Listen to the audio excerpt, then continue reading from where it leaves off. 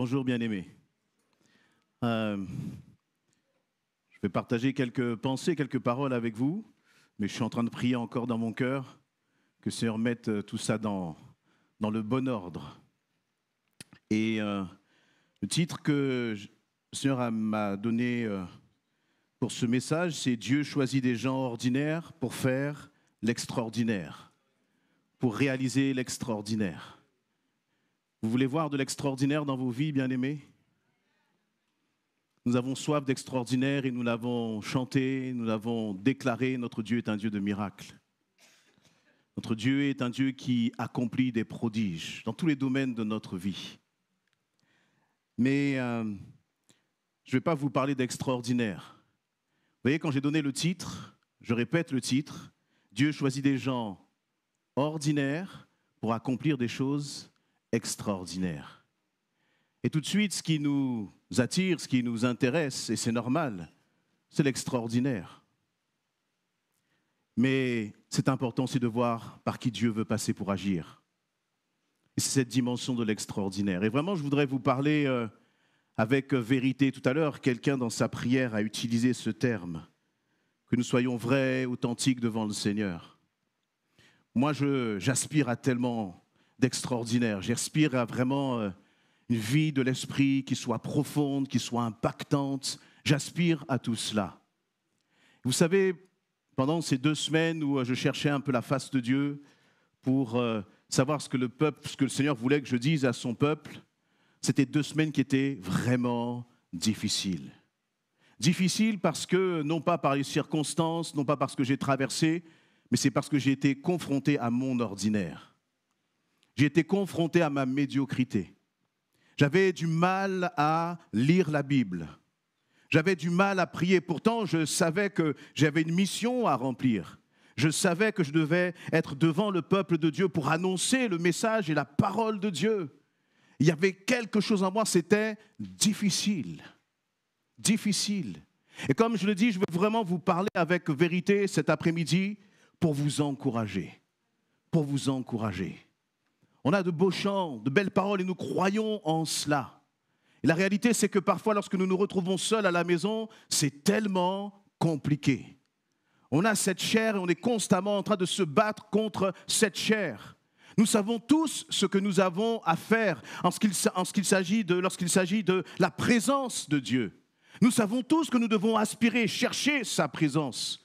Nous savons tous que nous devons passer du temps dans la prière, passer du temps dans la méditation de sa parole. Nous savons tous que chaque jour que le Seigneur nous donne, nous devons le mettre en premier.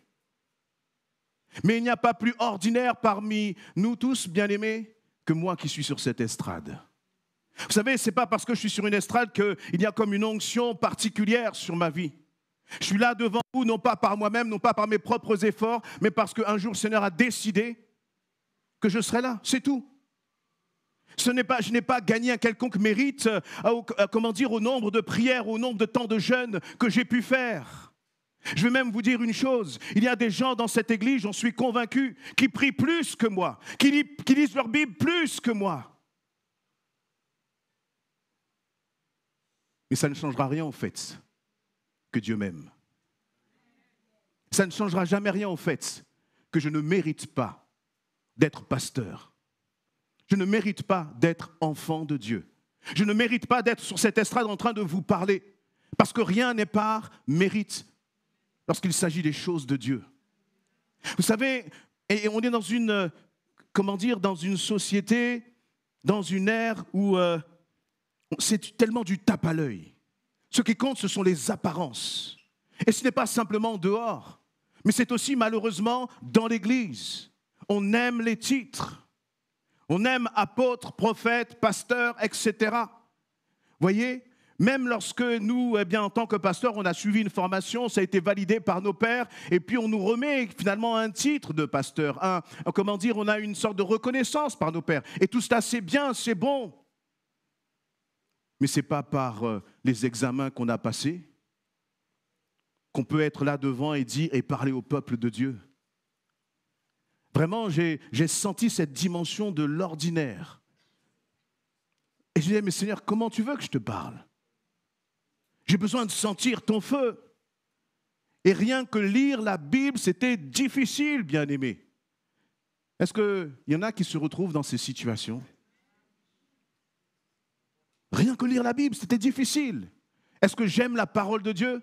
Ah, je peux vous dire, je suis un amoureux de la parole de Dieu. J'aime la parole de Dieu, bien-aimé. Et pourtant, on l'aime. Il y a quelque chose en nous qui est difficile.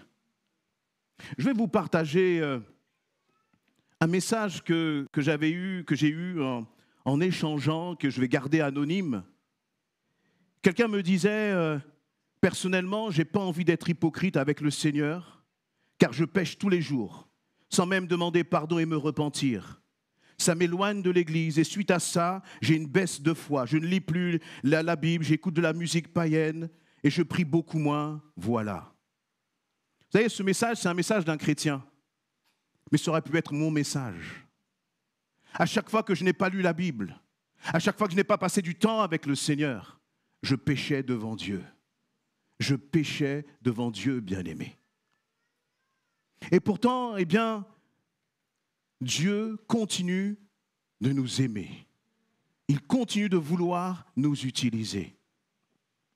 Et justement, parfois on se trouve tellement loin de Dieu. Et parfois même, eh bien, vous voyez, parfois on se dit, mais j'ai péché gravement.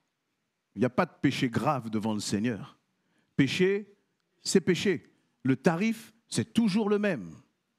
Éloigné de Dieu, séparé de Dieu. Et il y a des péchés où on va considérer comme étant plus acceptables.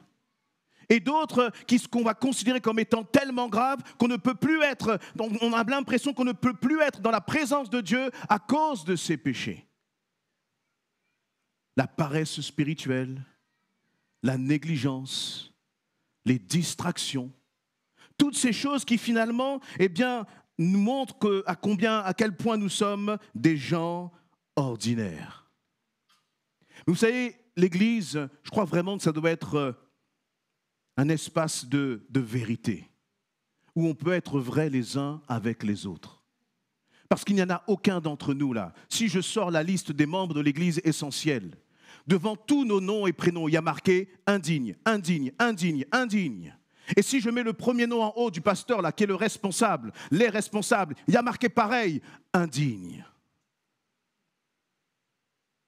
Il n'y a que par l'amour et la grâce de Dieu que nous sommes dignes, bien-aimés. Et ce sera jamais, jamais, jamais par tous nos actes. Alléluia. Des hommes et des femmes ordinaires. Vous savez, dans notre société, comme je disais, il y a tellement, tout est sur l'apparence. Même être une jeune, surtout pour les jeunes filles, aujourd'hui, c'est compliqué. On voit des gens qui sont maquillés, archi-maquillés, qui sont transformés, et ça vous renvoie comme des modèles, et tout le monde veut ressembler à cela. C'est même difficile de s'accepter soi-même. C'est compliqué. Tu peux dire à ton frère, à ta sœur à côté, tu es une personne ordinaire. Vraiment ordinaire. Dis-lui, il n'y a pas plus ordinaire que toi. Mais dans cet ordinaire, ça nous permet de réaliser l'amour et la grâce de Dieu. Si c'était par les mérites, je n'aurais pas pu être là. J'aurais dit au pasteur, là, franchement, sur les 2 dernières semaines, je n'ai pas réussi à prier. Si c'était par les hommes, il aurait dit, tu es disqualifié, puisque tu n'as pas pu prier. Ce n'est pas que je ne voulais pas, mais je ne sais pas pourquoi. Et finalement, je crois que le titre là, que je vous donne, c'est c'est tout à l'heure là, que le Seigneur m'a permis de réaliser que c'était ça. Je veux te faire réaliser à quel point tu es un homme ordinaire. Des barrettes, des galons, on peut en avoir. Je peux vous montrer mon CV, le nombre d'années d'études, etc., etc. Mais devant Dieu, comme dirait l'apôtre Paul, il regardait tout ça comme de la boue. C'est de la boue, ça ne vaut rien. Quand on se compare les uns aux autres, ça peut avoir une certaine valeur. Mais devant notre Seigneur, ça ne vaut strictement rien, bien-aimé. Ça ne vaut rien. Et le problème, c'est que parfois, on va comme se laisser enfermer. Mais avant, je voudrais vous partager justement ce qui nous est dit dans 1 Corinthiens, chapitre 1.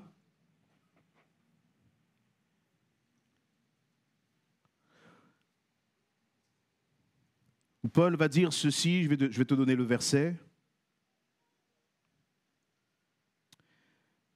verset 26.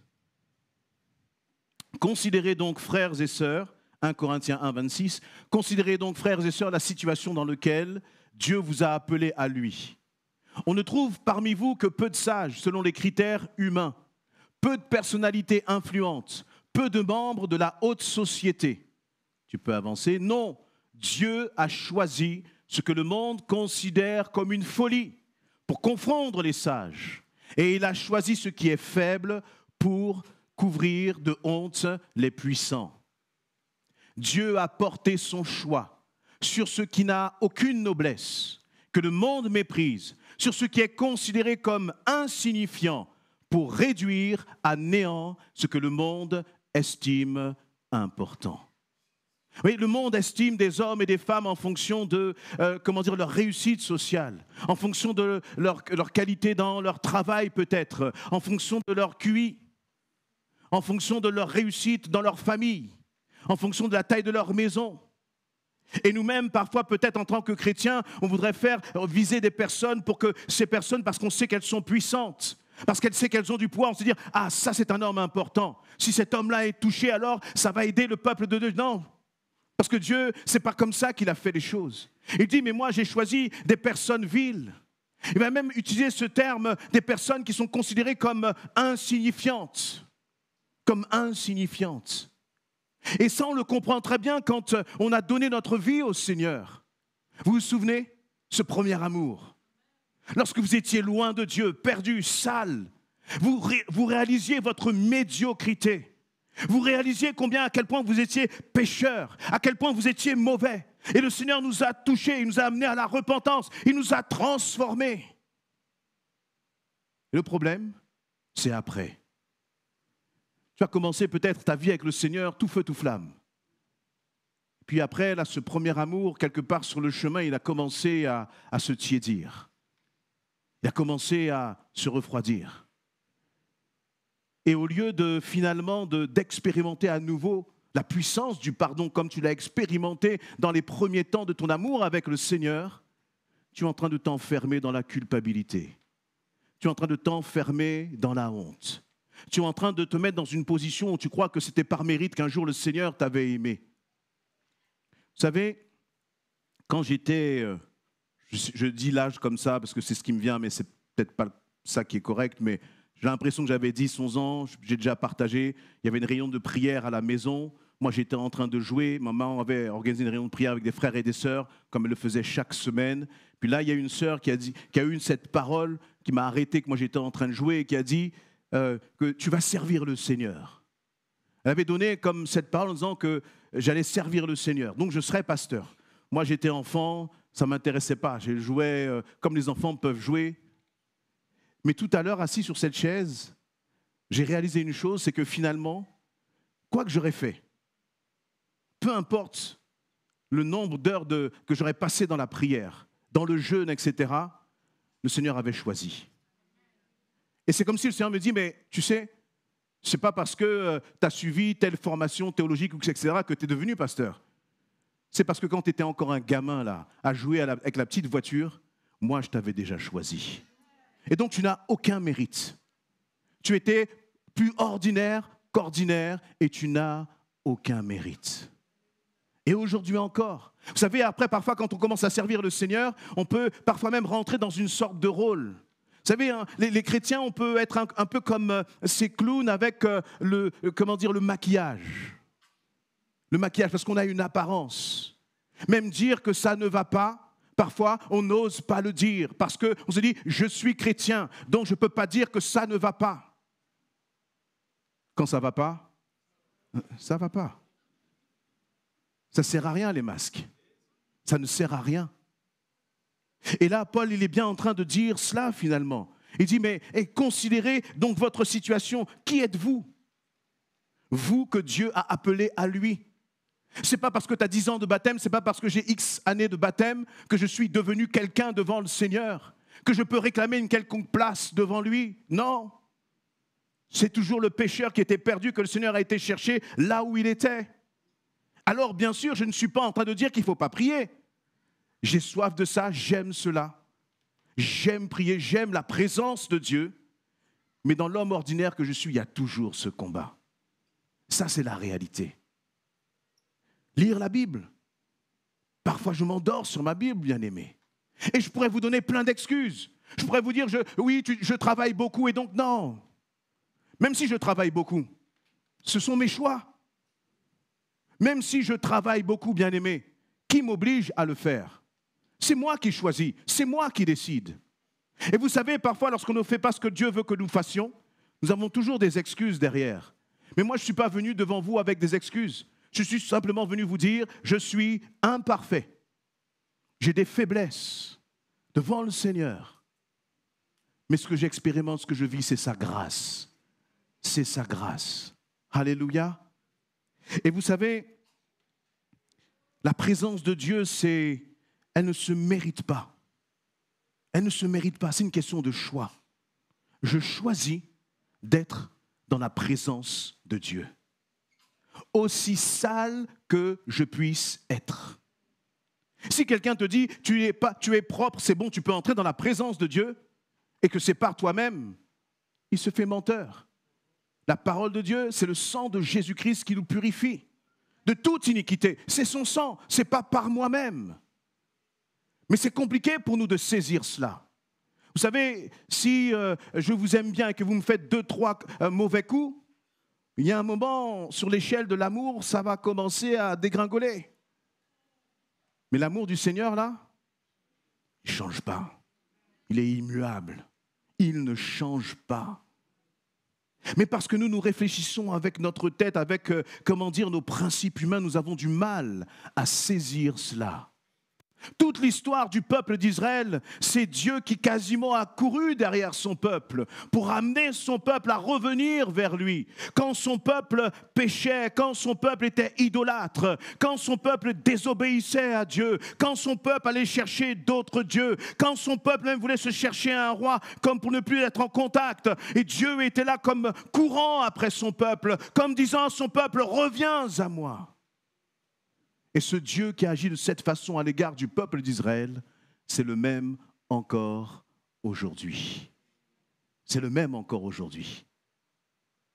Je crois que c'est toujours peut-être c'est dans 2 Corinthiens 12, je vérifie. Oui, c'est cela. 2 Corinthiens 12, verset 5. Paul parle de lui-même, il dit, au sujet d'un tel homme, je me vanterai, mais au sujet de moi-même, je ne me vanterai que de mes faiblesses. Que de mes faiblesses. Vous savez, on n'aime pas parler de nos faiblesses. Et je vais vous dire une chose, c'est que avec les réseaux sociaux, il y a une sorte un peu de pression, c'est ma façon, c'est ma vision, en tout cas, il y a une sorte un peu de pression qui se met sur les chrétiens, parce qu'on voit, entre guillemets, des super pasteurs. Hyper spirituel. Il y a une prédication, il y a une onction, il y a une puissance, gloire à Dieu pour cela.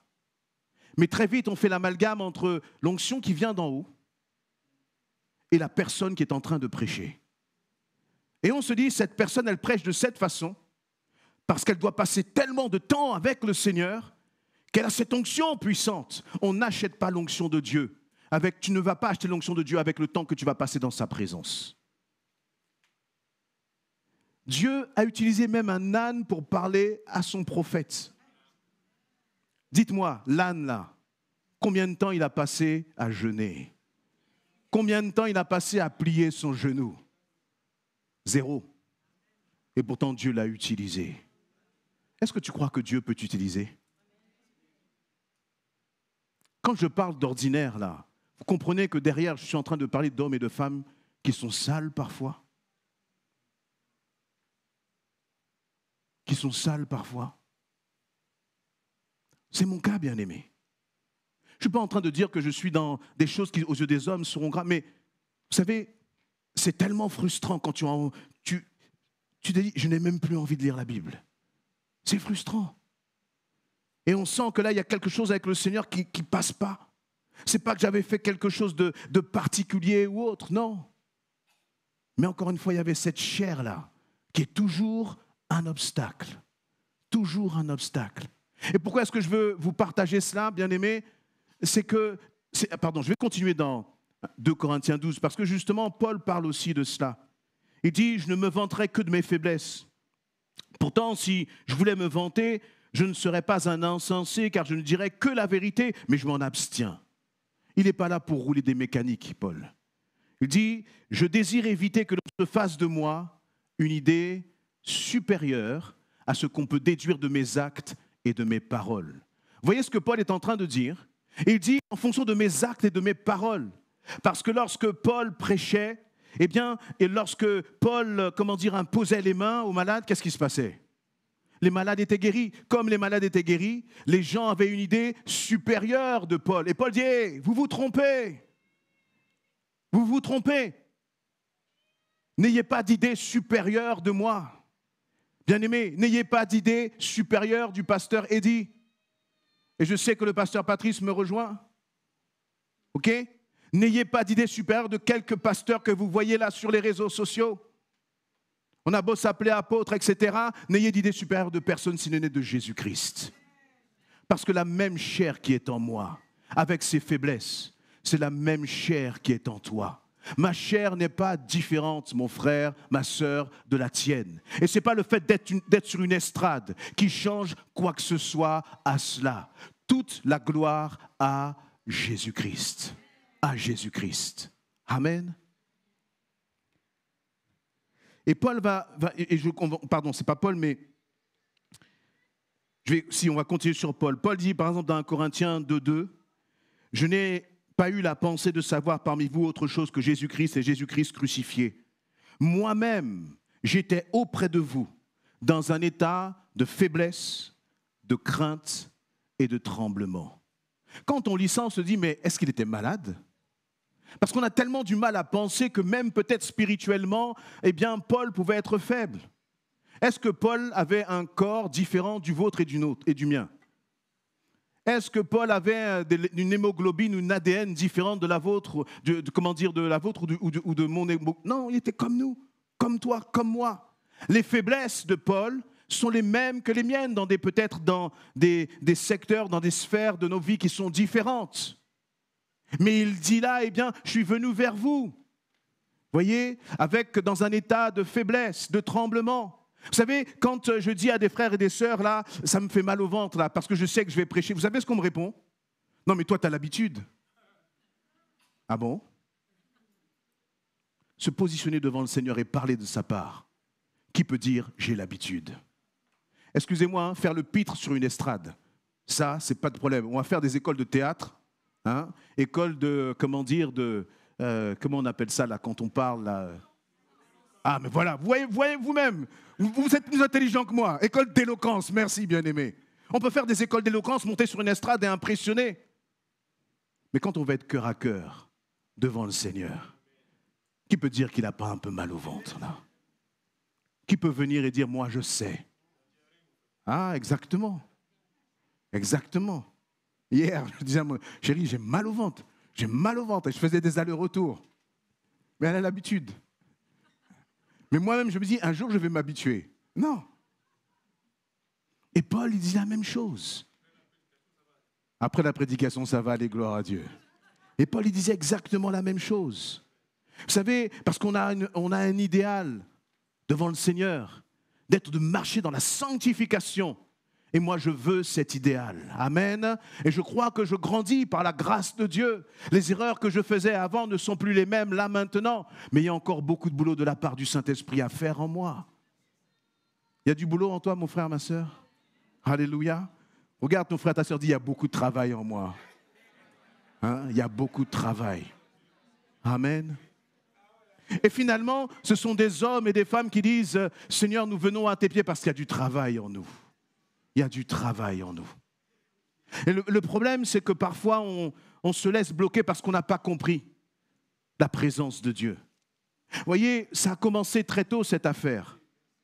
Dans Genèse, chapitre 3, la première chose donc Adam et Ève vont pécher. Et la première chose qu'ils vont faire, c'est quoi ? Ils vont aller se cacher. Ils vont aller se cacher. Genèse 3:8, au moment de la brise du soir, Ils entendirent, donc Adam et Ève entendirent la voix de l'Éternel, Dieu, parcourant le jardin. Alors l'homme et sa femme se cachèrent de l'Éternel Dieu parmi les arbres du jardin. Quand tu tombes, quand tu pèches, quand tu t'éloignes de Dieu, quand tu te sens sec, très souvent ce que nous avons tendance à faire, c'est quoi? C'est de nous éloigner du Seigneur, parce qu'on a trop honte. Mais avoir honte, c'est une chose, mais malgré la honte de dire « je vais aller au Seigneur », c'est exactement ce qu'il faut faire. Vous savez un peu ce qui m'a tenu, moi, ces dernières semaines? Eh bien, c'est la communion avec les frères et les sœurs. Il y a quelque chose d'extraordinaire lorsqu'on se réunit ensemble. Lorsqu'on se réunit ensemble. Vous savez, on a eu des réunions de prière, là, comment dire, nos réunions de prière, nos études bibliques. J'étais juste avant d'être connecté soit au travail ou soit à la maison en train de travailler, fatigué. Et dès le moment où je me connecte, il y a quelque chose qui se passe. C'est la présence du Seigneur, tout simplement. Et le Seigneur remplit. Et quand je finis la réunion, je me dis, Seigneur, tu es juste extraordinaire d'utiliser un homme si ordinaire pour manifester ta gloire de cette façon. C'est tellement bizarre, bien-aimés. Vous êtes là, vous êtes complètement sec et vous commencez à prier et il y a un feu. Le problème, c'est que si on regarde de l'extérieur, on va dire, ah, le frère là, je vous dis la vérité, je n'ai pas passé 2 heures à préparer la réunion de prière. La vérité, c'est que je n'ai pas pris le temps de le faire. Parce que ceci, parce que cela, parce qu'il fallait courir à droite, etc., et que j'étais sec. Et j'aurais pu dire, Seigneur, je ne suis pas digne de te servir. Je ne suis pas digne de diriger la réunion de prière. De toute façon, je n'ai jamais été digne de diriger une quelconque réunion de prière. Je n'ai jamais été digne de diriger une quelconque étude biblique. Je n'ai jamais été digne de prêcher devant vous, bien-aimés. Mais c'est tout par Jésus-Christ. Alors encore une fois, je ne suis pas en train d'excuser de la négligence. Ce n'est pas cela du tout. Si tu aimes la négligence, si tu aimes le péché, bouge tes oreilles parce que je ne te parle pas.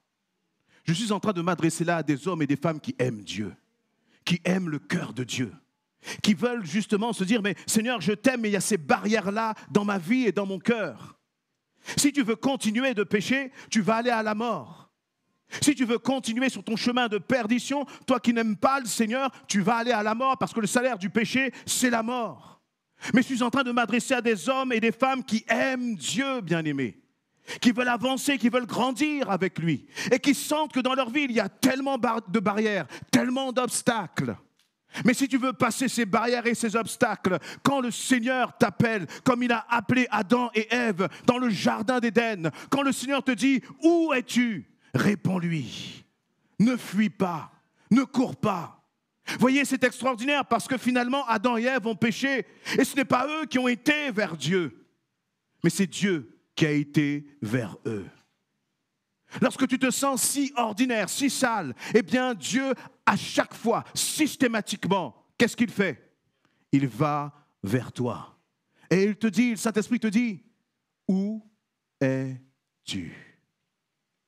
Et quand vous regardez ce récit, déjà le Seigneur demande, où es-tu? Pourquoi il demande où es-tu? Comme s'il ne savait pas. Qui est l'architecte du jardin? Chaque racine, chaque arbre dans le jardin, qui l'a planté, qui l'a placé? C'est Dieu. Est-ce que Adam et Ève étaient dans un endroit, une cachette que Dieu ne connaissait pas dans le jardin d'Éden? Non. Il leur dit, où es-tu? Pourquoi est-ce qu'il pose cette question? Parce qu'il veut qu'il y ait un dialogue, même avec Adam et Ève qui avaient péché. Et toi, tu veux t'enfermer dans ta honte? Tu veux t'enfermer, tu es dans ta culpabilité? Et tu ne cesses de dire, je ne mérite pas, eh bien, je ne... Vous voyez, même dans le service, parfois on se dit, je ne peux pas servir parce que je ne mérite pas.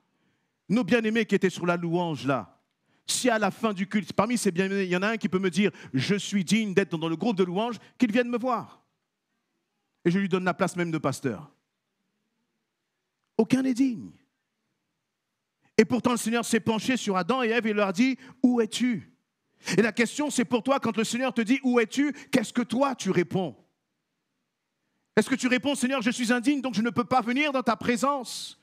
Et ça, c'est une réalité parce que notre Dieu est saint, saint, saint, il est 3 fois saint. Et on n'est pas digne de venir dans sa présence. Mais dans son amour, lui a prévu justement, par le sang précieux de Jésus-Christ, de te couvrir. Non pas par toi-même, non pas par tes actes, mais encore par le sacrifice de Jésus-Christ. Amen. Et puis il va commencer à parler, il va commencer à dialoguer avec Adam et Ève. Vous savez, dans la question même de la honte, dans la question peut-être même de parfois notre insatisfaction, nos frustrations, j'ai pensé à Pierre. Pierre, lorsque Matthieu 26, alors avec une main c'est un peu plus compliqué, Matthieu 26, lorsque Pierre va trahir Jésus, il nous est dit ceci.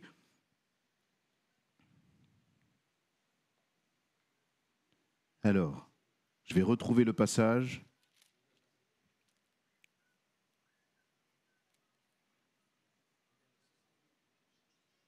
Non, c'est avant en fait que je voulais. Là où Pierre va dire, juste avant, non, là où le Seigneur va dire à Pierre que Pierre va le trahir.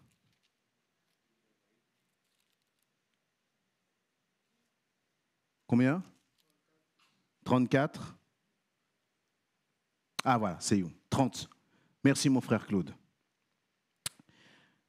Donc on est au moment où Jésus fête le repas de la Pâque avec les disciples.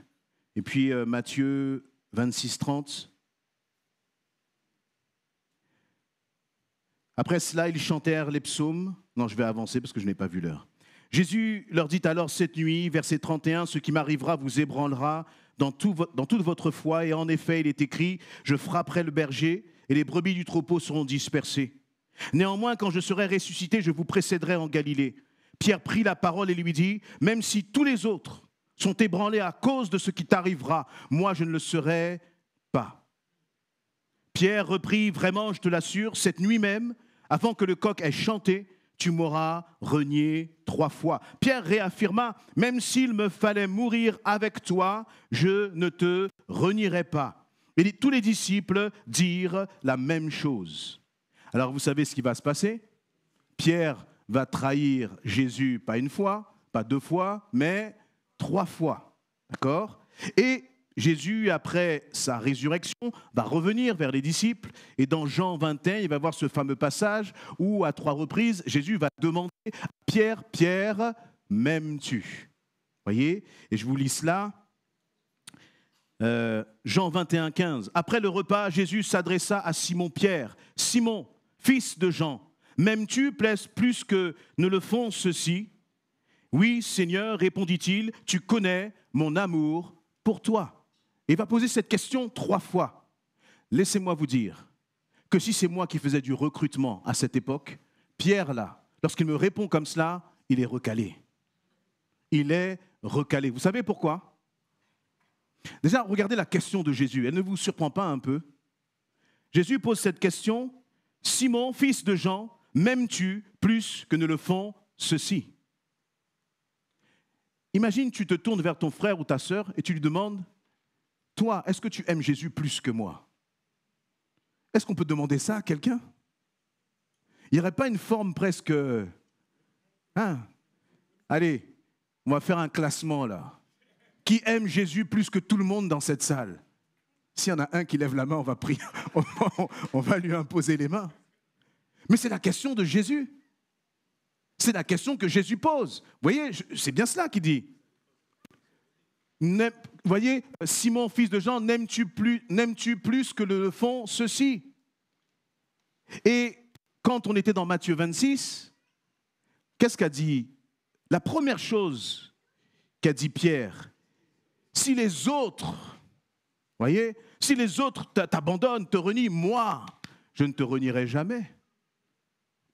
Donc, si j'étais Jésus, je me serais souvenu de Matthieu 26 Et je me serais dit, après la résurrection, là, lui là, il n'a pas changé. Il n'a pas changé. Il est toujours le même. Et dans son imperfection, c'est là où combien on voit que Pierre était un homme ordinaire. Et vous savez ce que Jésus a décidé concernant Pierre? Pierre, tu es Pierre, et sur cette pierre, je bâtirai mon église. Est-ce que Pierre était digne? Non. Le Pierre qui est en train de parler là, il aime Dieu. Mais on sent que dans son cœur, là, il y a encore quelque chose qui reste à régler. La réalité, c'est que dans ton cœur et dans mon cœur, il y a encore beaucoup de choses à régler. Mais ce que j'aime dans la réaction de Pierre, c'est que le frère, là, il se trompe. Parce qu'il aurait pu dire, non, Seigneur, je ne suis plus dans la comparaison par rapport aux autres. Non, Seigneur, il aurait pu dire cela. Mais en tout cas, il dit encore, Seigneur, tu sais que je t'aime. Vous savez, ce n'est pas parce que nous tombons dans le péché que nous n'aimons plus le Seigneur. Vous êtes d'accord avec moi? Ce n'est pas parce que je tombe dans le péché que je n'aime plus le Seigneur. Mais je veux tout faire pour ne pas demeurer dans le péché. Parce que Christ a brisé le pouvoir de la mort. Il m'a libéré. Notre frère, Jean-Pierre, l'ancien Jean-Pierre, a parlé de la liberté. Je suis libre du péché. Je ne suis pas fait pour être un cochon qui va continuer de se rouler dans la boue du péché. Mais vous savez, si tu veux sortir de la boue du péché, si tu veux sortir de l'accusation, ce ne va jamais être par tes propres forces, mais ça va être justement en retournant au Seigneur. Alors que très souvent, nous faisons le contraire. Je suis trop sale, donc je ne peux pas retourner vers le Seigneur. Non, justement, c'est parce que tu es sale que tu dois courir dans les bras du Père. Parce qu'il n'y a que lui qui pourra te sortir de ta saleté. Il n'y aura que lui qui pourra te sortir justement de ces faiblesses qui sont en toi. Combien de fois on a parlé de la colère? Il y en a qui ont des accès de colère. Et quand ils ont ces accès de colère, eh bien, l'ennemi va les pousser à s'éloigner de Dieu. Alors que le Seigneur leur dit, mais justement, ta colère manifeste et démontre que tu as besoin de moi. Parce que par tes propres forces et loin de moi, tu ne pourras pas être changé. Tu ne pourras pas être l'argile entre les mains du potier. Mais si tu viens dans ma présence, alors je vais te changer. Si tu viens dans ma présence, je vais te transformer. Et lorsqu'on est transformé, la Bible nous dit aussi que celui qui est debout prenne garde de ne pas tomber. Parce que notre problème, c'est dès qu'on est un peu chaud spirituellement, là, alors on commence à rouler des mécaniques. Et puis c'est là que le piège t'attend. Finalement, que tu sois dans un bon moment spirituel, dans une bonne saison spirituelle, ou que tu sois dans un temps de faiblesse, toute la gloire revient toujours au Seigneur. La bénédiction même parfois peut t'éloigner de Dieu. Et la désobéissance, bon, c'est clair, elle t'éloigne de Dieu. Mais tout doit toujours te ramener à lui. Dire, Seigneur, j'ai tellement besoin de demeurer en toi. Je voudrais qu'on jette un œil sur le psaume 51.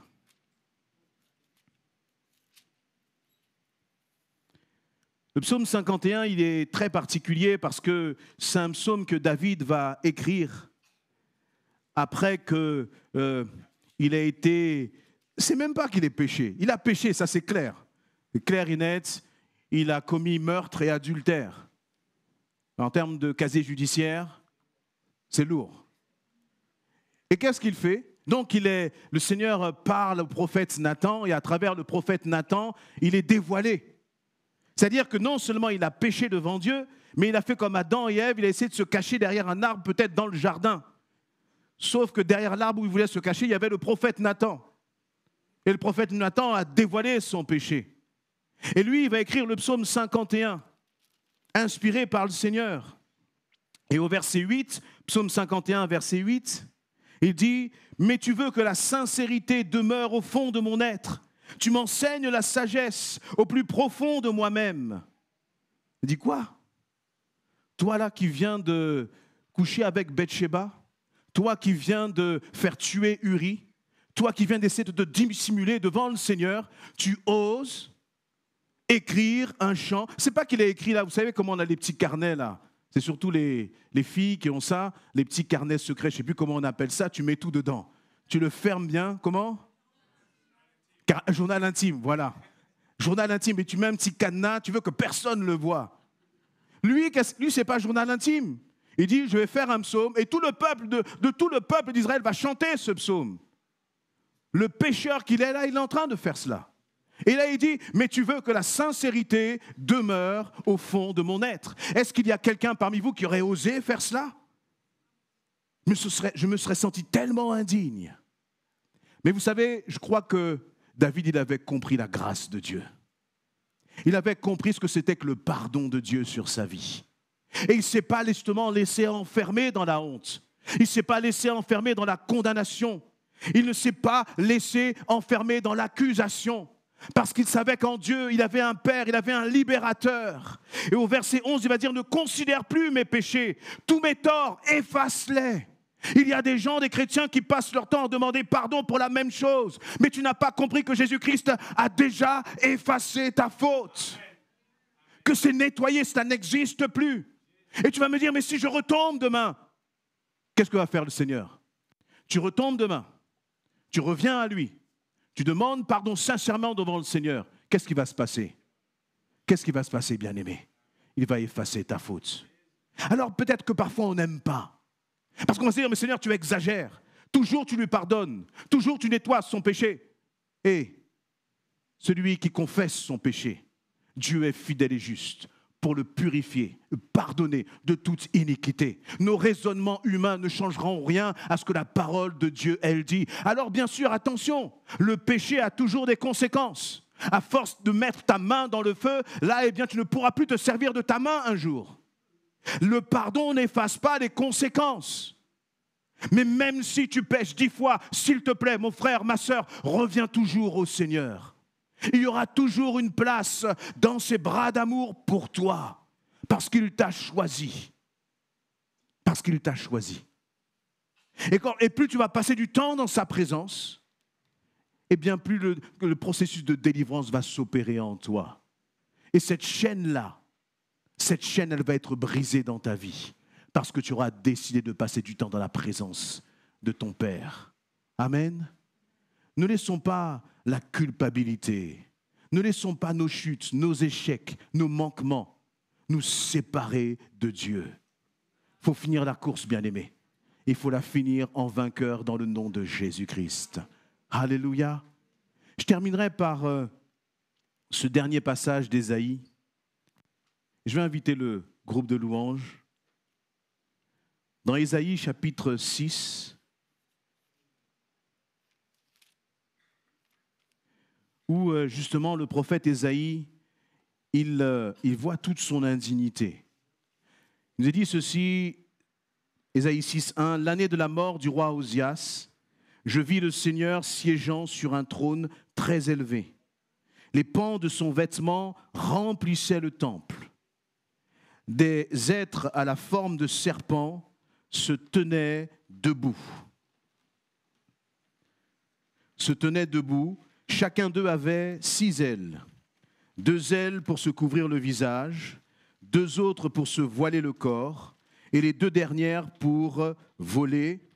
S'adressant l'un à l'autre, ils proclamaient « Saint, Saint, Saint est le Seigneur des armées célestes. Toute la terre est pleine de sa gloire. » Les montants des portes du temple se mirent à trembler au son de ces voix, tandis que le sanctuaire se remplit de fumée. Je m'écriais « Malheur à moi! Je suis perdu car j'ai les lèvres impures, et j'habite au milieu d'un peuple aux lèvres impures. Et voici que de mes yeux j'ai vu le roi, le Seigneur des armées célestes. » Alors l'un des êtres à la forme de serpent vola vers moi. Il tenait à la main une braise qu'il avait prise sur l'autel avec des pincettes.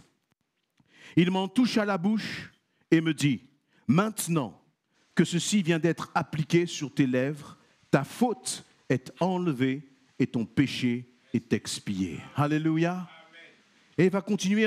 Et j'entendis alors le Seigneur qui disait « Qui enverrai-je? Qui marchera pour nous ?» Alors je répondis « Je suis prêt. Envoie-moi. » Alléluia. Ésaïe, il est ébahi, il est impressionné parce qu'il a une vision de Dieu, de la sainteté de Dieu. Et la sainteté de Dieu lui renvoie finalement à son incapacité, à ses faiblesses, à ses manquements, à ses fautes, à son ordinaire. Et il dit, Seigneur, je ne suis pas digne. Et qu'est-ce que le Seigneur va faire? Il va envoyer un ange qui va poser comme une braise sur ses lèvres impures. Et il va toucher sa bouche. Et il va lui dire, maintenant que ceci vient d'être appliqué sur tes lèvres, ta faute est enlevée et ton péché est expié. Et puis le Seigneur va poser une question à Ésaïe. Il va lui demander, mais hé Ésaïe, je regarde parmi la foule de gens ordinaires. Et je me pose cette question, qui enverrai-je? Et c'est la question que le Seigneur est en train de te poser. Et quand le Seigneur te dit, je t'ai choisi, est-ce que je peux t'envoyer? Est-ce que tu veux être un instrument entre mes mains? Toi, peut-être, tu es en train de raisonner, te dire, est-ce que je suis digne? Ça n'a rien à voir. Le sang précieux de Jésus-Christ te couvre. Et vous savez ce que Ésaïe va répondre? Il va dire, me voici, Seigneur. Je suis prêt, envoie-moi. Est-ce qu'entre le moment où il réalisait son indignité et le moment où il a dit, me voici Seigneur, envoie-moi, il a eu le temps de jeûner, il a eu le temps de prier, il a simplement reçu la grâce de Dieu sur sa vie. Alléluia.